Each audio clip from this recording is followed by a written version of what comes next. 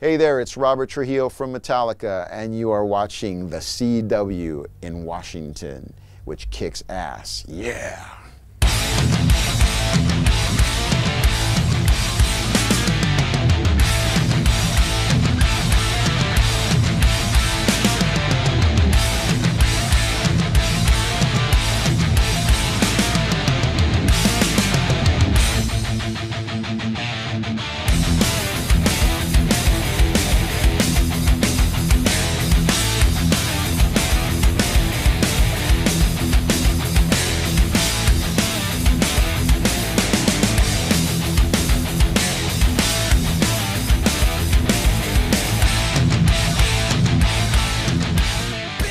You guys just released, well, back in November, Hardwired to Self-Destruct. How excited are you for this tour? You're kicking it off tonight, right? It's very exciting. You know, for us, it's kind of like this first step.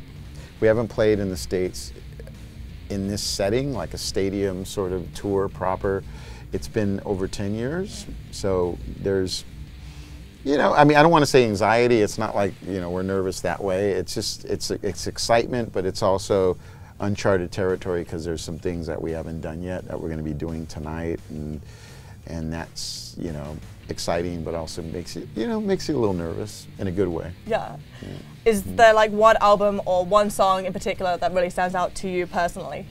Well, you know, I think with every album there's a song that, you know, or sometimes there's more, obviously more than one or two songs. With Metallica it's hard. I tend to like it all, but the older stuff, when we get into the deeper cuts, it really excites me personally. Like there's a song called Frayed Ends of Sanity off of Justice for All that I really enjoyed playing a couple of years ago. It had never been played live before. Maybe it'll never be played again live in the future, but it was a moment for me personally because when I first joined the band, it was a song that I thought would be really cool that if someday we were to play that, and we did, so that was a personal goal, especially after spending 8 years on it on my own, you know, and then having the guys embrace it. Other than that, you know, I mean, I enjoy it all, you know. There's songs off the new album that I'm looking forward to playing live. You know, a song like Spit Out the Bone is really cool. I like Confusion, you know, Atlas.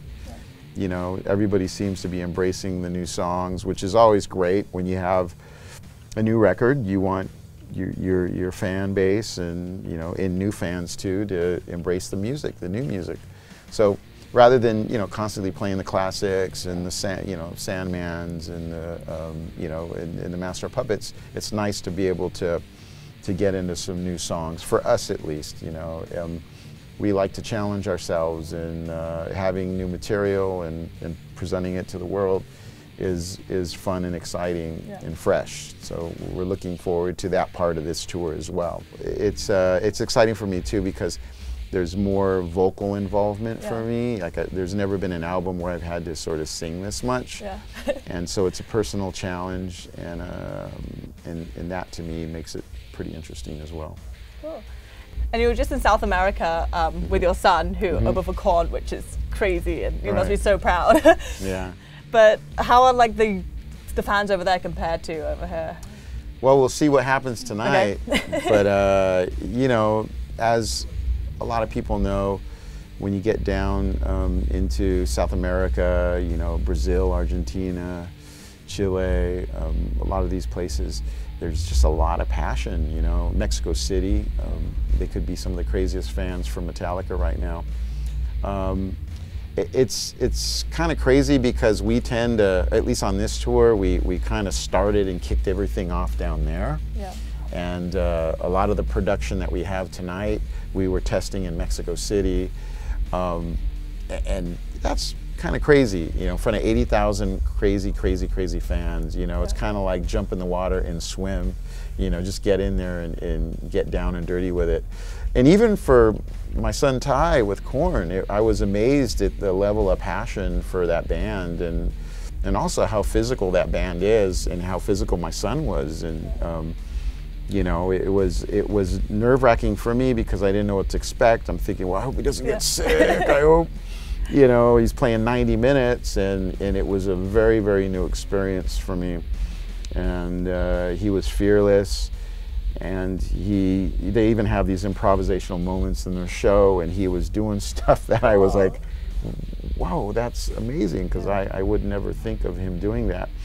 He's not traditionally a 5-string bass player, and he likes slapping, but it's kind of not totally his thing. So he was just covering in getting into new territory as a player, and you know, he'd get off stage and he's still a 12-year-old. You know, it's just like, so for me it was a bonding experience too, because I was really like, you know, of course his father, but also like a tour assistant, and you know, it's kind of humbling. You know, you come into a situation like Metallica, but you know, you're on tour with this other band, and you're there for your son, and you know, washing clothes by hand in the hotel room. But if anything, it's a great statement for young people, because I believe in rock and roll and heavy music in general. There needs to be a movement from the youth, and he proved to the world that at 12 years old he could do it legitimately as good as any adult. And I mean, even physically, I was like, I don't know if I could do that, you know? I don't know if my neck could do that. Yeah. So I was impressed with him on a lot of different levels. And the fact that I didn't help him with anything, I mean, he did it all on his own. It was really impressive. It's just crazy. It's like, you know, focus, dedication, and hard work, yeah. For sure. For him, yeah. How do you stay healthy on the road? Have you got like a guide?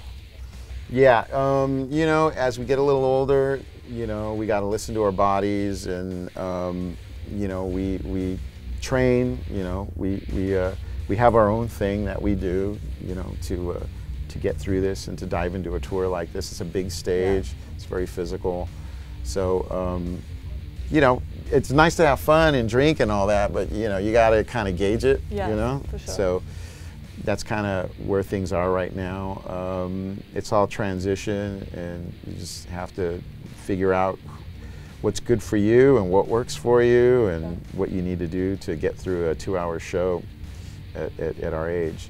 But the craziest thing about our situation is I feel creatively we're kind of on a high. You know, we're with this new record, and in the fact that we don't have a shortage of riffs or ideas. Sure. That's pretty good, because usually at a certain point in your career as a band, you run out of ideas. Yeah. And we don't seem to have a shortage of that. Our problem is like kind of figuring out what we're not going to use, and usually those ideas are great too. So yeah, so that's good. That's a good thing. Definitely. Well, thank you so much for joining us today, and we look forward to catching us later tonight. All right, cool.